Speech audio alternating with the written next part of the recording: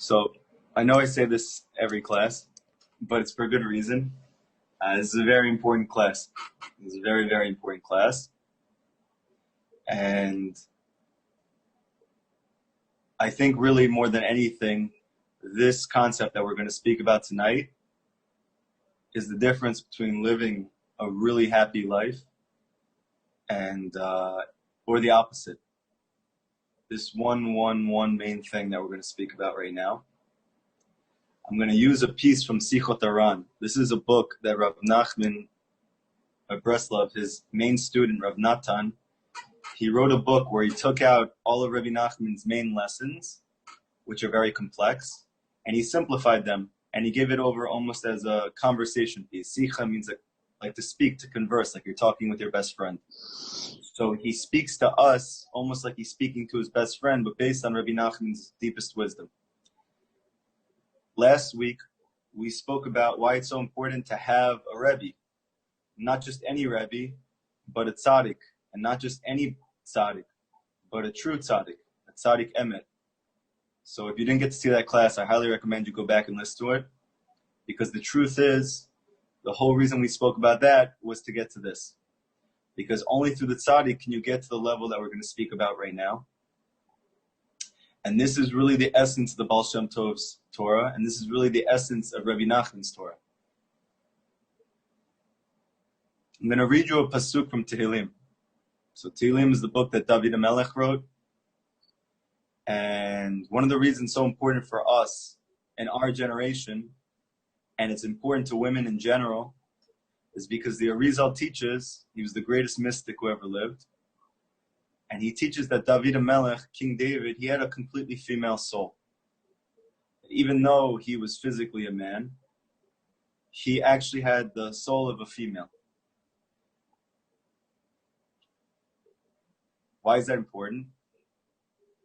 Because Chassidut explains this and talks about this a lot, and one of the proofs that most Hasidic masters have at this point, that this really is the last generation, is the fact that Chassidut and Kabbalah have explained for hundreds of years that in the days of Mashiach, it is the female part of the soul of the universe which needs to reveal itself, both within people and within the creation. And in order to achieve the redemption, it's going to be dependent on connecting and manifesting and actualizing the female aspect of all of our souls, both men and for women. And therefore, Tehillim might be the most important book of our generation, because David HaMelech, who is the soul of Mashiach, is a completely female soul, and there's a reason for that. Because to have redemption is dependent on being a female. The rabbis teach this clearly, that in the end, the redemption is only going to come in merit of the Jewish women. Now, simply that means that the women are always doing something at the end which lifts their husbands or their families up or their brothers up. There's something inherent about the female which is redemptive.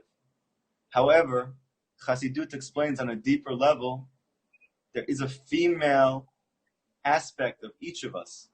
And when we tap into that female aspect, that is what brings the redemption to the world. That's why it means in the merit of the women, meaning the female aspect of the soul.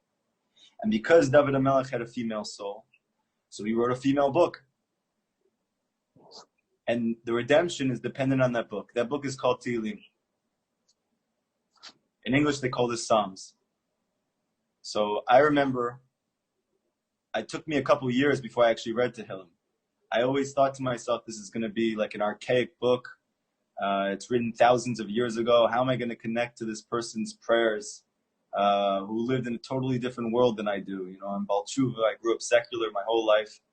I can't even imagine what he's speaking about and how much I'm not going to connect. I just remember going to, it was a school called Rodef Torah. It was a reform school growing up as a kid. And I hated going to shul, and I hated praying from their books. So in my mind, I had like this trauma, like I could only imagine what Tehillim would be like, what Psalms is like. But I remember I was going through a very, very difficult time. Very difficult. And it was really, to be honest, just barely hanging on. But I read something that Rabbi Nachman said, And he said that when Hanukkah comes, you have an ability to sit in front of that first light, and if you say Tehillim, and you're able to cry, not because you're forcing it, not because you're trying to, but because you're connecting to such a real place, such a place of brokenness, that if you're able to connect and to cry from that place and from the first light of the Hanukkah, of your candle, you can pray for anything and it gets answered. And even though as a secular person growing up and as an atheist growing up, it's hard for me to believe when rabbis say things like this. But because I was so desperate and I really needed help, so I figured, why not? I'll try. And I remember I sat in front of the Chanukiah and I took out Tehillim for the first time, even though I had been learning Torah now for a couple years, a few years maybe. And I started reading it and I started crying immediately. And I couldn't believe how much I connected to David. How much, despite the fact that he lived thousands of years ago, everything that he spoke about, I was experiencing. And I thought I was the only one experiencing these things. And even though I thought maybe in my mind other people did experience these things privately, you can never know for sure.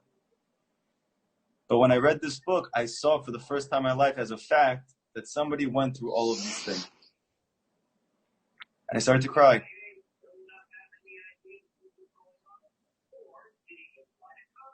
I ended up having a dream that night, which ended up keeping me going and getting me through that time.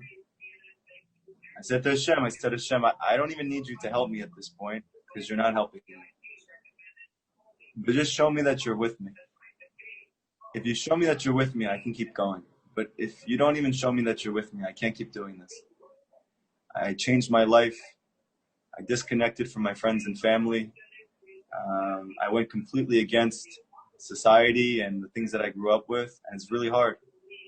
And I said, if you don't show me you're with me, I can't continue. I need to know at least that you're with me. I ended up having a very, very, very deep dream that night, which I remember still to this day. I'm not going to tell you what was in the dream, but anyway, it was an answer to the prayers. Okay? I'm just trying to show you that Tehillim is very important, not just in general, but it's very important for our generation, because Chassidut explains that all of the souls in the last generation are really sparks of the Mashiach. And the Mashiach is King David. So that means that we have a special connection to Tehillim that no other generation has ever had. Because, so to speak, the experiences that he had in his lifetime, even though everybody can connect to some level, and people have for thousands of years, that we can connect the deepest. Because we are actually sparks of his soul. And if you ever allow yourself to read Tehillim, 1 second, I'm just going to mute everybody because you can hear what's going on with them. If you can ever get a good copy of Tehillim with a modern English translation, there's one that's called 1 second. There's one that's called Psalms That Speak to You. It was actually written by a Breslover. So the English that he uses there is more modern and it's more meaningful, and he proves that it's actually what David HaMelech meant when he said all the things that he said. It's going to connect with you a lot more. Anyway, this Sikha that Rav Nachman is teaching, that Rav Natan is bringing down, has to do with this one pasuk. And again, this is the fundamental pasuk in Tehillim for a Jew. It's very, very, very important. And everything that Rabbi Nachman is trying to teach us to do, and that you see Breslovers, that they have some type of happiness or joy or peace, connection, whatever it is that you're looking for, how have they been able to attain it? What is it that they're learning that we can try and connect to? And it's this pasuk. So the pasuk says like this.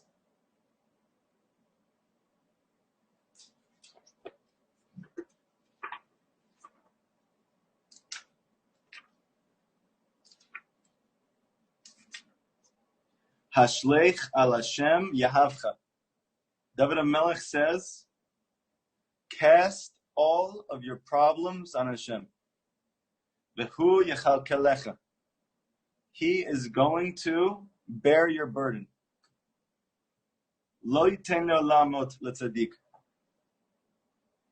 He's not going to allow a good person to always stumble. It's going to end. So what is David HaMelech teaching? What is the soul of Mashiach telling us? We grow up thinking that we have to take care of our problems. That's called being responsible. You have a problem, you take care of it. The Torah teaches it's not what you think it is. To take care of your problem means to throw it on HaShem. Your children don't listen to you, throw it on HaShem. Your husband is not paying attention to you, or he's not treating you well, throw it on HaShem. You're having trouble paying your bills, you don't know how you're going to get to the next month. To be responsible as a Jew is to throw it on HaShem.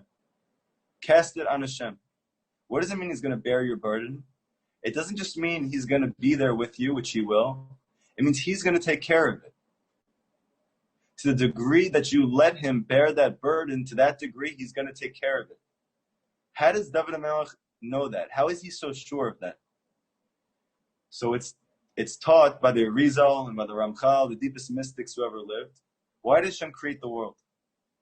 He created the world only in order to give all of the good to something else, to someone else.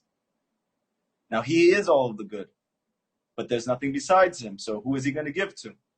So he created Jews, he created us, and then he created the whole world so that we can experience all of that good and then to teach others how to do the same thing. What is that good?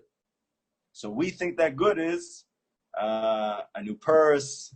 We think that good is our husband doing everything we want him to. We think that good is my children going to the school that I want them to and getting the grades that I want them to. The ultimate good is that you tell Hashem, I'm struggling with this and I need you to take care of it, and he does. That is the ultimate good. If you can imagine any of your problems in your life and imagine that even though you've been struggling to try and fix it or to deal with it, and you can actually honestly say to Hashem, Hashem, you gave me this problem, I need you to take care of it. And you let it go. Imagine if that problem then became solved. What type of feeling would you have? Not just that your relief would come, not just that the problem is gone, but that you realize how much Hashem has always been there for you and how he's just waiting to help you. We had Pesach already, but I'm just going to mention something because it's very important. The Jews were enslaved in Mitzrayim. What is Mitzrayim? We've talked about this a lot. Mitzrayim is not just a physical place. Mitzrayim is a state of mind. When you think that you have to take care of your problems, that Hashem's not going to do it, that he doesn't want to do it, that he can't do it, whatever is going on in your mind, that you're not completely throwing it on Hashem, that's called being in Mitzrayim.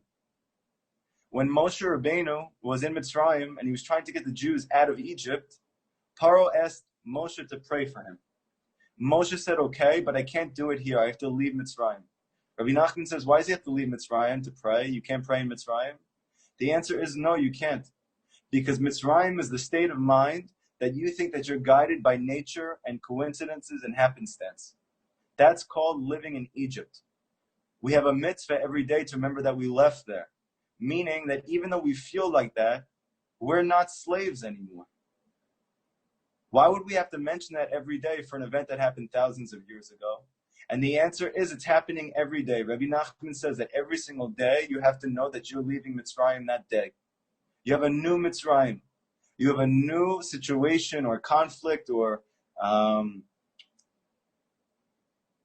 burden in your life that makes you feel that only through natural means you're going to be able to take care of it. To leave Mitzrayim today means cast it all on Hashem.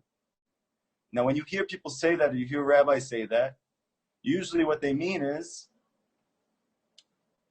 Hashem, I need your help. Please help me. And then you do all the physical work that you need to try and take care of it. You go to this advisor, and you go to this teacher, and you go to this clinic, and you get this medicine, and you go to this doctor, and you see this therapist. What does it mean to cast it on him? They'll say that you ask him for help. So Rabbi Nachman says it's much more than that. And this is what he says right here. So listen to this piece. He says it is very good to rely on HaShem completely. Completely. What does completely sound like? Completely. That you are relying on HaShem to solve your problems, all of your problems. And not 50% of your problem, not 99% of your problem, but 100% of your problem. He says, as each day begins, I place my every moment and that of my children and everyone who depends on me in Hashem's hands, asking that everything goes however Hashem wants it to. You should know this is how breast lovers wake up. They get up in the morning. They don't just say Modeni. They say, Hashem, I'm giving my day to you. You created the world. You created me. You created my circumstances. My husband needs my help. My family needs my help. My children need my help. I feel alone. I feel like I'm struggling. But you know what? You gave me these circumstances. Now, I need you to take care of them. I'm giving my day to you. And that's how they start their day. And by the way, that's how they go to sleep as well. If you look in Rav Arush's, he has his own Siddur. He made a Siddur recently. He has a prayer that he says before he goes to sleep. And he pretty much just says, I'm going to sleep now. Regardless of how many hours I get, I'm asking you, I'm begging you, I'm relying on you to help me feel rested tomorrow. And if I don't, and I struggle, that's your problem. Now, obviously, most people don't feel comfortable talking to Hashem like this. But Rabbi Nachman makes it very explicit that Hashem loves this. Because it was the whole reason that Hashem created you was to have this type of relationship with you. That you rely on Him completely and that He pulls through for you. And to the degree that you rely on Him, to that degree He pulls through for you. Where is the proof for this? When Moshe took the Jews out of Egypt, which we now know means a state of mind that you think that you are the victim of your circumstances. And not that Hashem's active, purposeful, Ratzon, His will, is what's creating every moment of your life. So when Moshe says, what am I going to tell him your name is? Hashem says, tell him my name is Eker Asher Eker. I will be what I will be. There's many different explanations for what this is, but I'm going to tell you one very deep one, which has to do with what we're speaking about. I will be what I will be means I will be whatever you allow me to be. Meaning, if you believe I can solve 50% of your problem and you have to go physically solve the other 50%, I can do that for you. If you believe that I can solve 75% of your problem and you only have to solve 25%, I'll do that for you. If you believe 100% that I can take care of your problem and you don't have to do anything, I can do that for you also. I will be what I'll be. I'll be what you allow me to be. This is what the Jews in Egypt needed to hear, because the whole reason they were enslaved was because they all believed in nature. They didn't believe in Hashem. They didn't talk to Hashem. Rav Nachman says the whole entire exile was that none of them could speak to Hashem. Now, why wouldn't a person speak to Hashem? Because he doesn't really believe He's going to help him, or he doesn't believe He wants to help him. So who needs to save us? It's Moshe. And what is he telling us that saves us? Eker Asher Eker. I will be what I will be. You're enslaved right now in Egypt. You've been enslaved for 200 years now, with atrocities, with terrible suffering, with oppression, family issues, shalom bayit issues, health issues. But I'm telling you right now that on paper it looks like you're stuck. But I will be whatever you allow me to be. To this point, you haven't allowed me to be anything because you don't believe I can help you. Moshe, go tell them, I can take them out right now. They just have to believe it first. The world teaches us that when you see it, you'll believe it. Rabbi Nachman says the opposite. When you believe it, you'll see it. Now, many people would say, well, that's just psychological, right? If you believe in something, so then you're going to start to see it. Rav Nachman says so much deeper than that. That Hashem will be whatever you allow Him to be. If you believe 100% that Hashem can take care of every single one of your problems, He will be that for you. So he's saying right here, it's good to rely on Hashem completely. To allow Hashem to be that 100% bearer and redeemer of all of your issues. Not just for you, for your husband, for your children, for your parents, for the world. He says, this is very good. And I have no worries. Why is it that the students of Rabbi Nachman are so happy? Why is it that if you see videos of Rav Shalom Arush, it looks like he never had a problem in his life? But if you look up his personal history and you see the tragedies he's experienced in his life, you're going to ask yourself, how can he be so happy? And the answer is that every morning when he wakes up, he says, Hashem, I'm giving my day to you. That means that if something happens in my life, that's your problem. That's not my problem. You created that problem, and I need you to take care of it. Now, let's say you don't take care of it. Let's say I need to pay my rent, and I can't pay my rent because I don't have money for it. And my husband's not working because he's depressed. And my kids are not listening because I'm the only one taking care of them. So Rabbi Nachman is saying for that woman to say to Hashem, that's your problem. I need you to help me now. And if you don't, I'm not going to pay my rent. But that's not my fault. That's on you. And Rabbi Nachman teaches that prayer gets answered every time. And I know that's hard to believe. And I know that's crazy. But it's true. And the whole exile is that we don't believe that. Rav Nachman says, how do you have no worries? This pasuk, cast your problems on Hashem completely, and He will bear your burden. Whether or not things go well, I'm completely reliant on Hashem. Whatever He desires, I already asked that I only want to do what He wants. So in the morning, if you say, Hashem, I just want to do what you want me to do. I want my day to go like you want it to go. Then however your day goes, that's obviously how Hashem wanted it to go. That means you don't have to worry about the results. That is your hishtadlut. That is your effort. That's all you have to do. Before each Shabbat, every Chag, we just had Pesach. I'm sure everybody was going crazy, trying to get rid of all the crumbs. What did Rabbi Nachman say on Pesach? He used to say, I got my shmura matzah.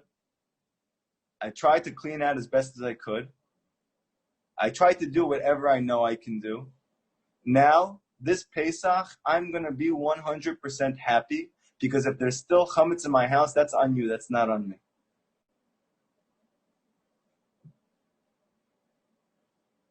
Happiness comes when you rely on Hashem completely. And Hashem loves when you do that. And this is the key to happiness. This is the key to joy, no matter what's going on in your life.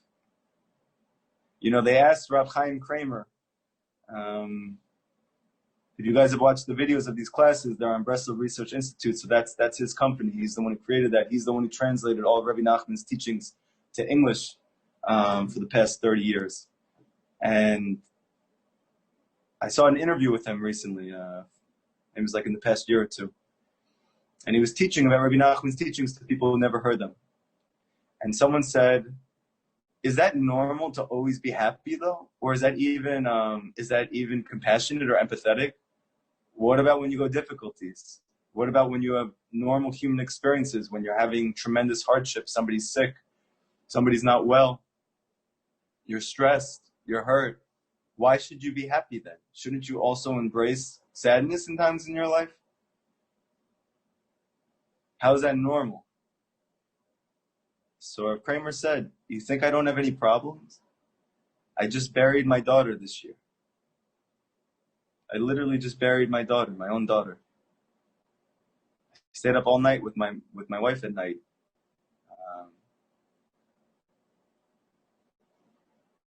Because we can't go to sleep. But that's Hashem's problem.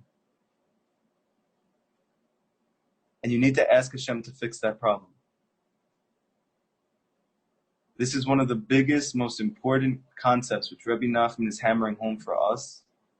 We don't create our problems. HaShem does. Why does He create them? Just so you can ask Him to take it away. And you might say, that doesn't sound so nice. That doesn't sound like such a great God. However, we don't realize that the greatest thing in the world is to feel close to HaShem. HaShem wants to give us all of the good. What does that look like? So David HaMelech says in Tehillim, Mashiach says, Kirvat Elokim, closeness to Hashem, tovli. This is good for me. Meaning this is the ultimate good. To feel close to Hashem is the ultimate good. To feel that Hashem is taking care of all of your problems, that's the best good. You know, you look at a person, everything is going groovy in his life, and he's happy. Okay, nice, wonderful. Now you see another person who can't pay his bills. He has issues with his children and with his husband. He has issues at work, issues in all areas of his life, and he's just as happy as that person who doesn't have any of those issues. Who's more impressive? Who's living in a higher state of existence? Hashem brought us down to this world that looks like He's not here at all, just so that we can believe in Him, to show us that He is. And when you allow yourself to, which is very scary, which takes a tremendous amount of courage and a tremendous amount of effort, but when you do it and you see that He's there and He's been waiting to hear from you His whole life, and He created the whole world just for you to have that relationship with you and that experience, then you're going to be able to look back and see, wow, how good is Hashem? There's another pasuk in Tehillim that we say in Ashrei. It's very interesting because the Gemara says that any Jew who says Ashrei 3 times a day is guaranteed the next world, Olam Haba. There's a pasuk in Tehillim in that parak, in that chapter, and it says there, Hashem is good to all. So the way that we usually read it is that Hashem is good to everybody. Rav Nachman says that's not what it means. It means He's good for everything. What does it mean He's good for all? It means for whatever you need, He's good for it. You want to buy a dress for your wedding coming up, and your husband is in school, and you are out of work because you're pregnant, and you really want to get a nice dress. Hashem's good for that. Ask Hashem, I know maybe this is not the most important thing in the world, but I really want to get a nice dress for this wedding. I want to go out for the first time in weeks. This is a family member. I want people around to see that to be Jewish is to be happy. I want to buy a beautiful dress. Help me to buy one. Rabbi Nachman says He's good for that. There's a famous story about Rabbi Nachman that one of his students lost his button on his shirt. And he saw that he lost his button. He goes, oh, I got to get a new shirt. I got to get a new button. He goes, I got to go to the store. He said, why don't you ask Hashem? He said, why would I ask Hashem for a button? I'm just going to go to a tailor and buy the button. He goes, and who says that tailor is going to be open now? And who says he's going to have the button you need? Ask Hashem for the button. By the way, just a funny side point. I told this story for the first time in my class a few years ago to the guys. There was a younger guy there who was hearing this and never heard Rabbi Nachman's teachings before. And the concept of just relying completely on Hashem was blowing his mind because it seemed too good to be true. And when I told him about the story, I then moved on to another topic until the end of the class. And he couldn't concentrate the whole time. He left the class. He came back. I saw he was thinking the whole time. At the very end of the class, he screamed out, what happened to the button? It was just a very funny moment. Anyway, we were all cracking up. Hopefully he got that button. I'm not sure. But I guess because Hashem's good for everything, he got the button, okay? So the point is, what does it mean He's good to all? And what's the reason you get Olam Haba by saying this 3 times a day? Because the whole key to experiencing the next world, even in this world, is to realize that Hashem is good for everything. Everything. Don't just ask Hashem, okay, I want to go to the land of Israel, I want Mashiach, I want Beit HaMikdash. That's great, you should. Rabbi Nachman says you should pray for everything. Hashem's good for everything. You want that dinner you've been craving for like a week now? Ask Hashem, you should be able to do it. You want to hang out with your husband, he hasn't been paying attention to you for a few days because he's at work? Say, Hashem, Hashem, I know my husband needs to support us. I know if he doesn't get money, we're not going to be able to stay in this apartment.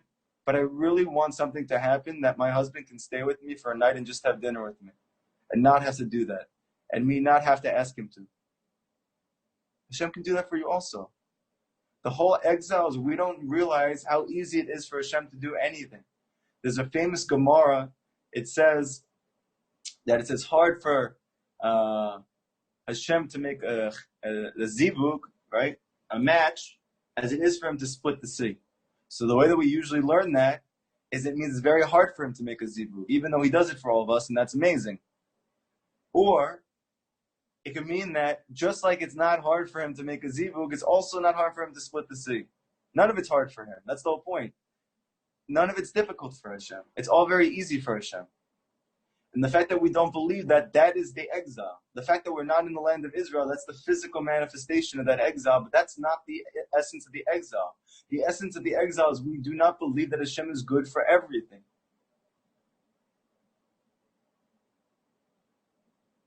So he says, I'm going to give it over to Hashem, whatever it is, before I do anything. Let's say you go to work. Hashem, I'm giving my day to you. If I get yelled at by my boss, I'm giving that to you. If I'm not able to bring the money home that I need to for my family, that's on you. But I'm giving it up to you. And however you want it to go, that's how it's going to go. You should do this before you do anything. Before your husband comes home from work. If you've been fighting for a few days, or if you haven't, say, Hashem, I want to have peace with my husband when we get home. I don't know why we keep fighting. I don't know why we don't understand each other. But Hashem, please help it to be tonight we're at peace. That we connect. Why is it so important? Because it's a miracle when a husband and wife get along. According to Kabbalah, we have two completely different types of consciousness. So when we're speaking to each other, when you're speaking to your husband and your husband's speaking to your wife, or you're speaking to your father and your father's speaking to you, or you're speaking to a guy and a guy's speaking to a girl, it's like two different species talking to each other from two different planets.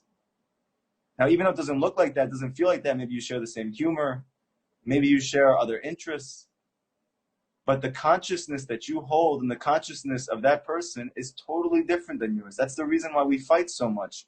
Even though the husband is such a good guy, and even though the wife is such a good girl, we can't stop fighting. Why? Because you don't think the same at all. At all. That's why when he speaks and you're like, does he not understand anything? Why does he not understand what I'm saying? I keep saying it over and over again. He doesn't understand. And he's thinking to himself as he leaves there, what is wrong with my wife? She doesn't understand anything. What's the reason? Because you guys don't understand each other. It's true. So what does the Torah teach us? Put it on Hashem. The miracle of Shalom Bayit is that it's a miracle. Shalom Bayit is a miracle. If you get along with your husband, that's a miracle. If your kids listen to you, that's a miracle. That's not natural. You want the proof? Think about your upbringing. Did any of you grow up in a home that your parents got along? Did any of you grow up in a home that your family didn't fight? Did any of you grow up in a home where you listened to your parents? Why? It's usually because nobody's relying on Hashem. But if you, and especially the woman, because she has a special koach in tefillah and amunah, and Hashem has a special connection to the Jewish women, that if you rely completely on Hashem, He will never abandon you. Ever. This is what King David is teaching us. If you rely completely on Him, He will not abandon you. He will help you. And He's been looking forward to that moment your whole life. And everything in your life, from the beginning of your life until that moment that you completely rely on Him, was only to get you to that point. And then when you realize Hashem really listened to you, then you have the next world and this world. There's a mitzvah that you have to remember Shabbat every day. It's very interesting. You have to remember the Shabbat every day. So the simple understanding of that means don't forget about Shabbat at the end of the week. Get what you need to get so that when Shabbat comes, you're ready.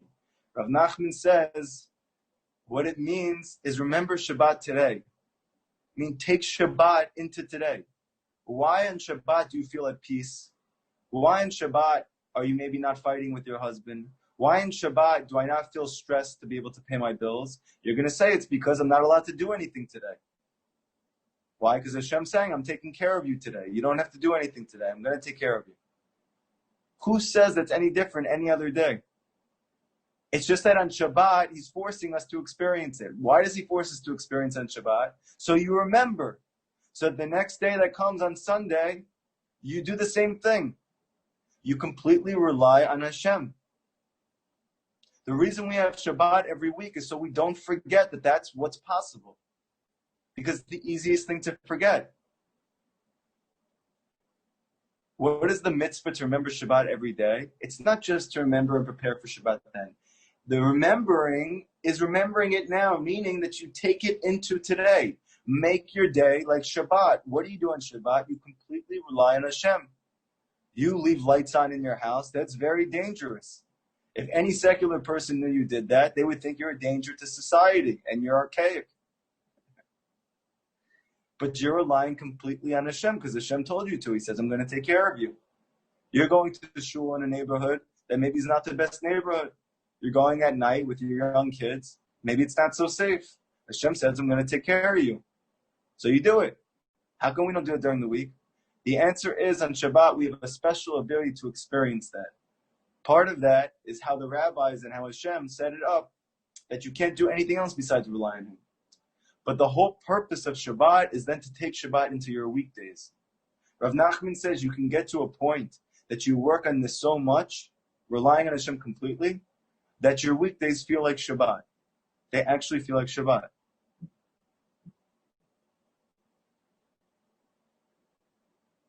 There is a very famous Gemara that says that if the Jews keep 2 Shabbats, then Hashem's going to bring the redemption. If all the Jews kept 2 Shabbats, Hashem immediately would bring Geula. This is not a nice thought. This is actually Torah. That if we did that, Hashem would redeem us. That's Talmud Bavli. Okay, that's the Gemara that most people learn. However, there's a Talmud Yerushalmi, which is the Gemara that came from Israel, which is less widely learned, but just as important. And it says there, if we keep 1 Shabbat, if all the Jewish people kept 1 Shabbat, Hashem would redeem us immediately. So what does that really mean for all of us to keep Shabbat one time? It means Eker Asher Eker, that you'll let me be what I can be for you. That if all the Jews at one moment would completely trust in Hashem and throw themselves on Hashem, Hashem would redeem us immediately. Right before we left Egypt, which we're saying now is this type of mindset that I am a victim of my circumstances, that's called Mitzrayim. Nobody can help me. This isn't getting any better.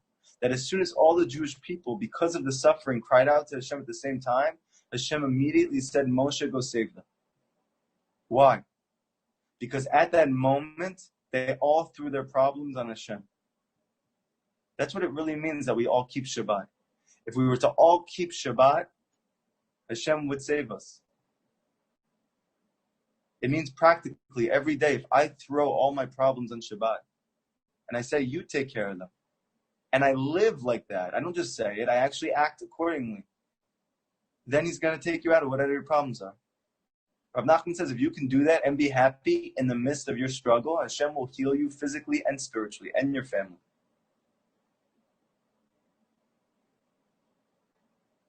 I'll tell you a quick story, a true story, and then we'll take questions. I heard this from a Chabadnik who I trust, I believe him. So he said the story like this. There was a person, a Jew, who was in jail. There's actually a lot of Jews in this jail. Not religious Jews, secular Jews. People who didn't know anything about Torah, they don't know what tefillin is, they don't know what Shabbat is. And there was a Chabad rabbi.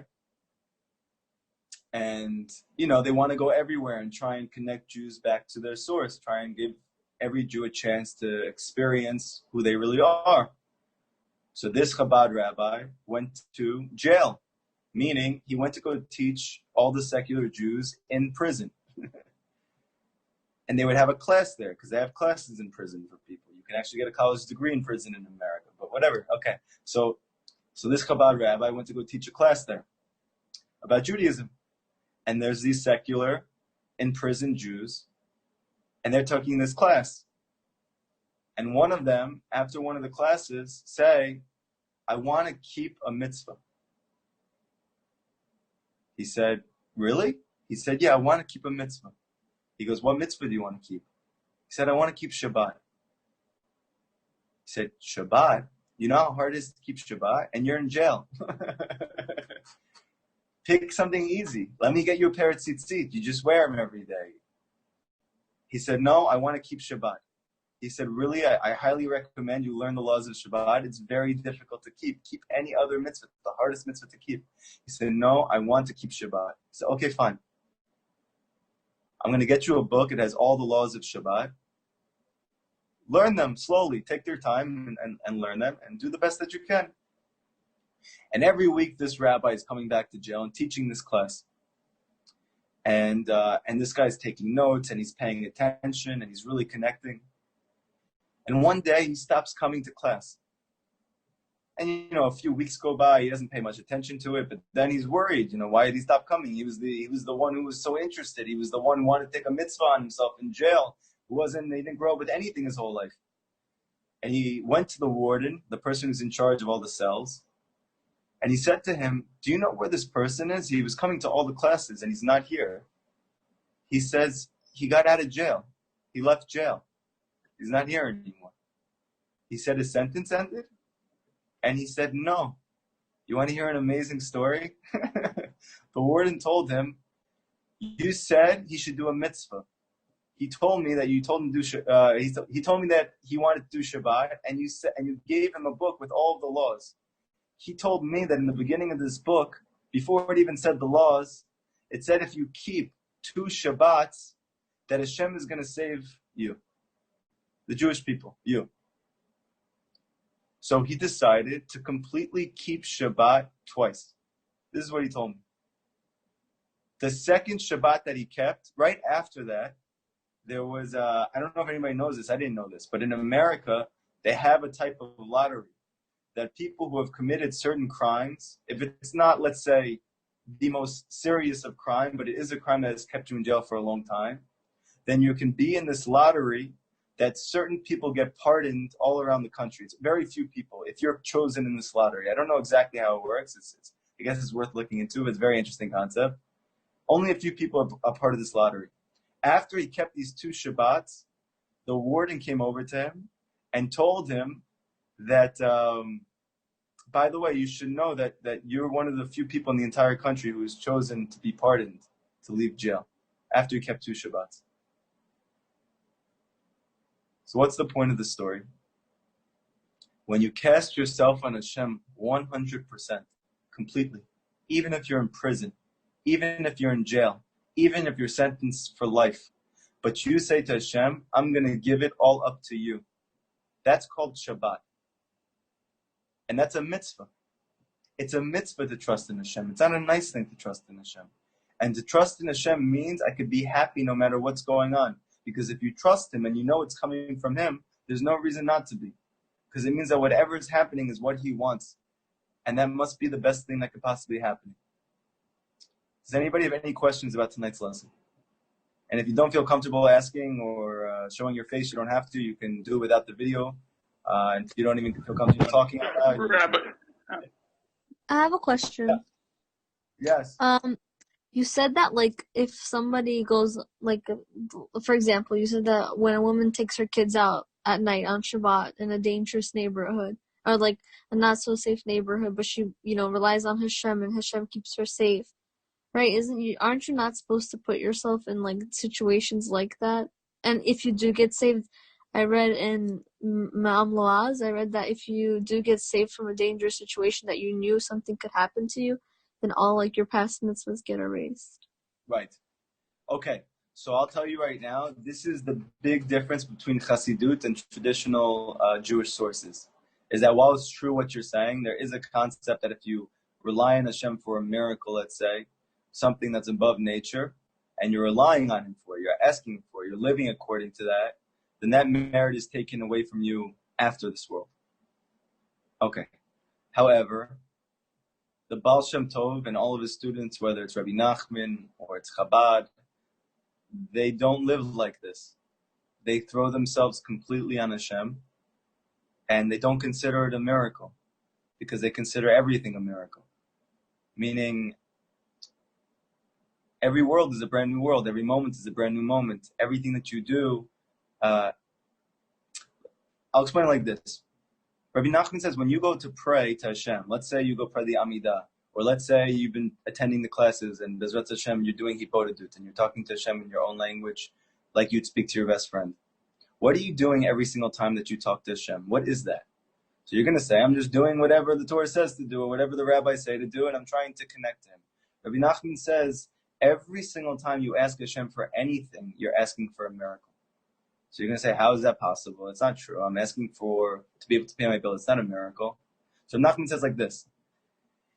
If according to your life, you have not received the thing that you're looking for, well, that's going according to nature. So when you ask Hashem for a change, it means you're automatically asking for a miracle. Every single time that you pray to Hashem for anything, you're asking for a miracle. Because what's a miracle? Anything that goes above and beyond nature. So that means that your life has brought you to this circumstance. That's according to nature.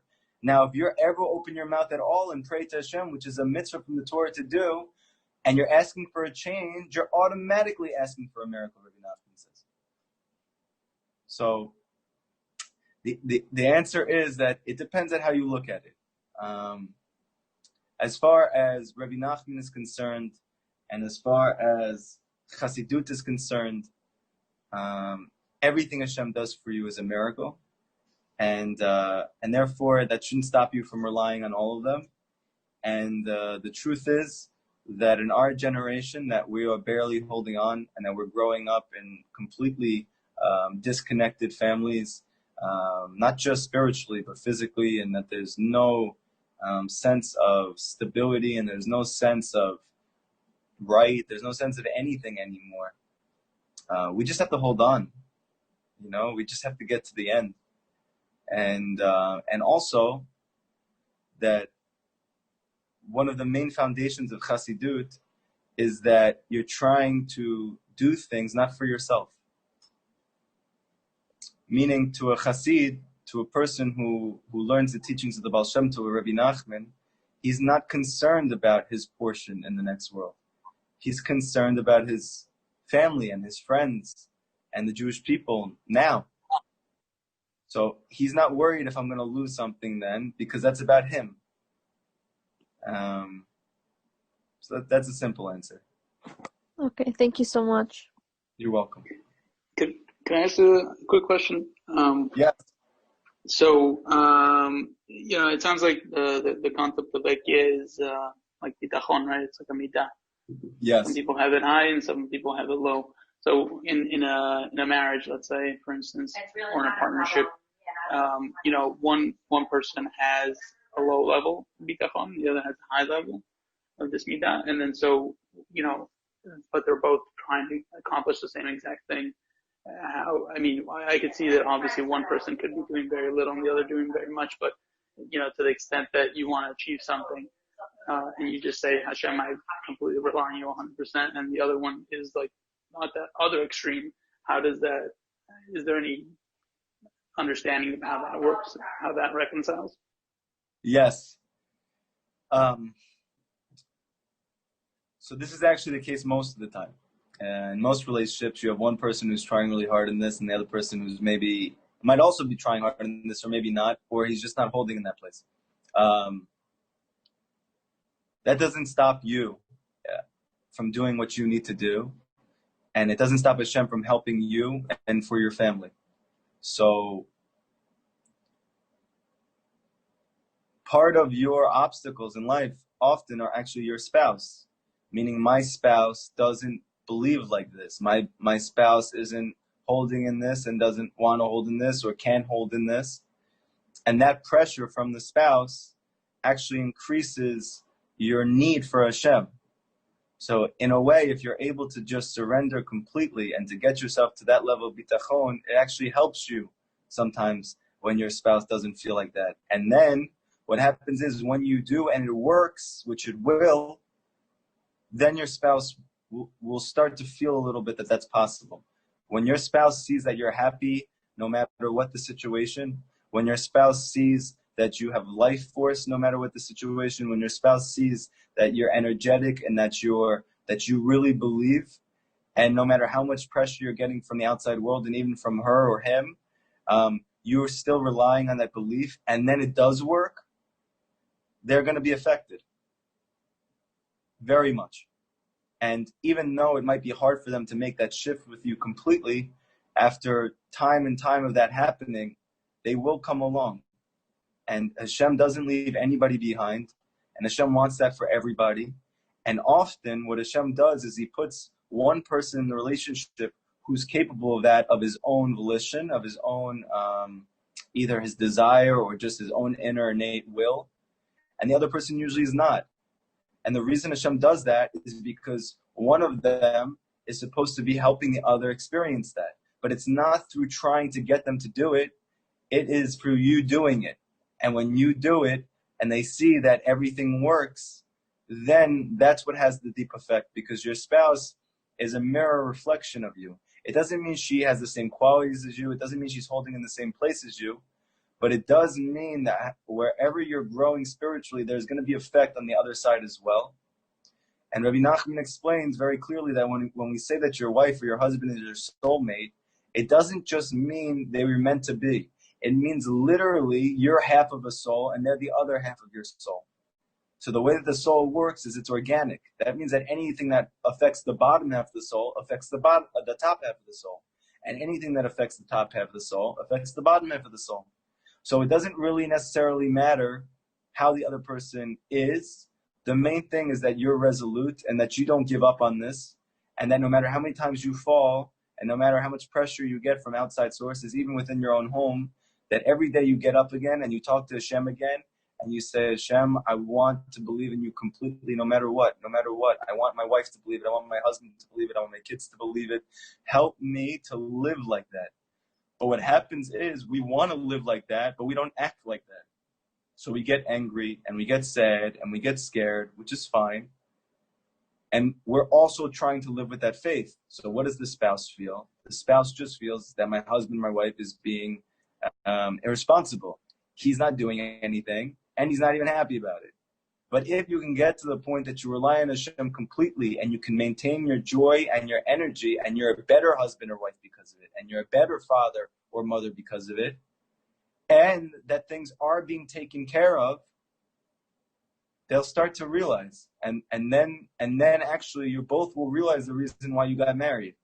She'll realize it and she'll say thank you and that she's proud of you. And I know that's hard to believe from where you're holding, but you'll get there. And if it's the other spouse, then the other way around too. You have to be fearless. You have to really invest yourself completely. And again, the only way to be able to stay strong in this is to do hipodadut every day. Because if you don't have that time, that hour every day that you talk to Hashem and you bare your heart to Him and you ask Him for help and support, you're never going to have the courage to stand up to all of the challenges, because everything in the world goes counter to this idea.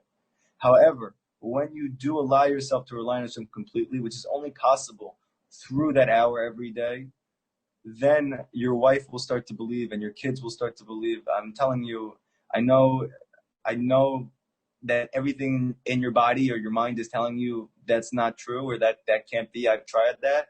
It's true. And there's many people who have experienced it. It just takes time.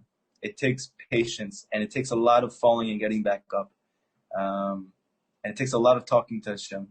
But eventually, in the end, if you rely completely on Hashem, He will never let you go, ever, no matter what it looks like. I have a question. Yes. You were talking about doing his bodhidut daily. Like, do you keep saying the same thing, or is there something like how do you find the right words to speak to him? That's my problem. I know I do it weekly, once a week, but how can you do it daily? Like, how much can you find things to talk about? Do you ever speak to your friends? Do you have a friend you speak to every day, or a spouse, or a child, or is there someone that you speak to every day? Sister, mother. We talk about Um, kids. okay. How do you do that every day?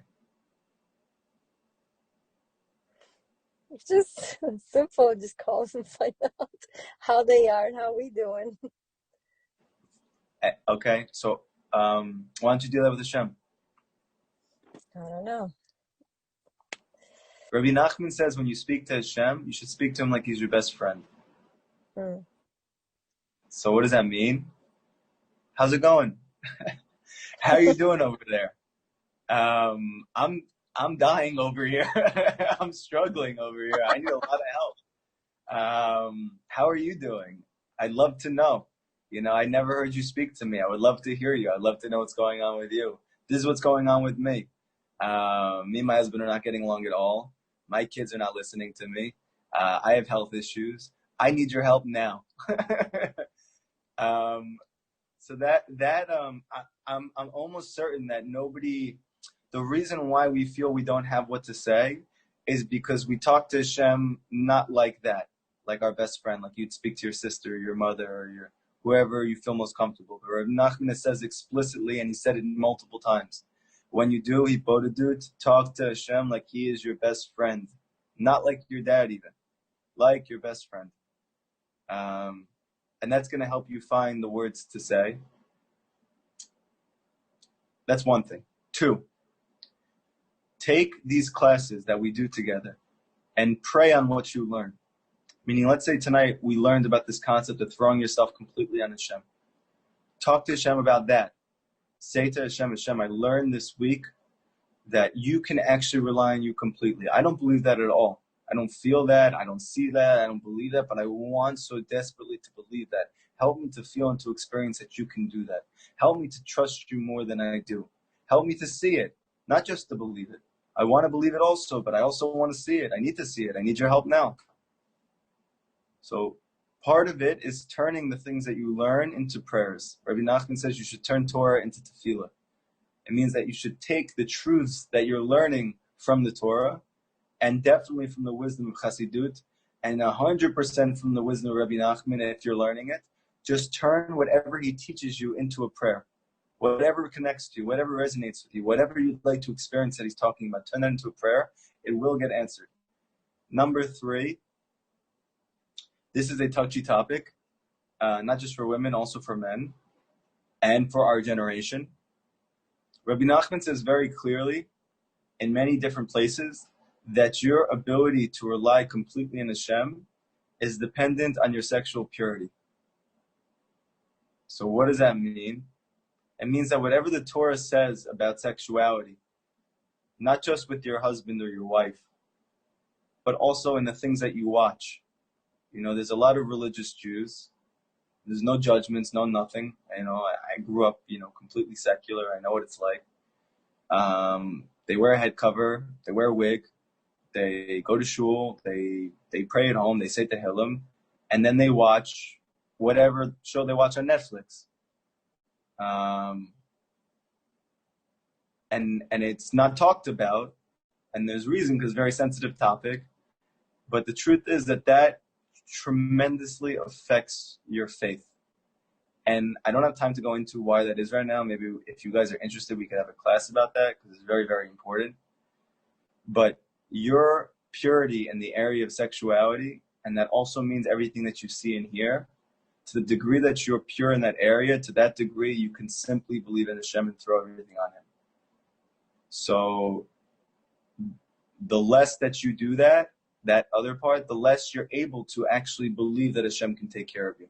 And I know it seems like there's no connection, and it's a very weird, what does one have to do with the other? But they're very, very connected, and I can't stress it enough. So if you want to know what's something I can pray on, I highly suggest that you ask Hashem, help me not to see or hear things, especially those things that I like to, a lot of people, they raise their children, right? You're growing up, you're the one who's the main caretaker in your house. Maybe you're also working a job. And now that you're religious or whatever, and you're trying to connect to Hashem, now you're not doing half of the things that you enjoy doing. So what do you do? Like at night when everybody goes to sleep, okay, let me just watch my favorite show from when I was growing up. So the issue is that the things that they talk about and the things that they do, they're against the Torah. And this is not about judgment. This is not about criticism. This is just a fact. That in the area of sexuality, HaShem cares very much, almost more so than anything. And it's hard for us as growing up secular to understand why that is in the beginning. And the ability for you to believe that HaShem can do everything for you is to the degree that you can become pure in this area. So I would ask HaShem to help you with that. You guys can let me know, maybe text in the group if you're interested in talking about it. It is a very important topic. I haven't spoken about it because it is very sensitive and it's not something that many people speak about, but it is one of the topics that Rabbi Nachman speaks about more than anything. And in my personal life, since becoming Baal Tshuva to now, the degree to which I've worked on that area is to the degree which I've been able to rely and experience the answers to my prayers completely with Hashem.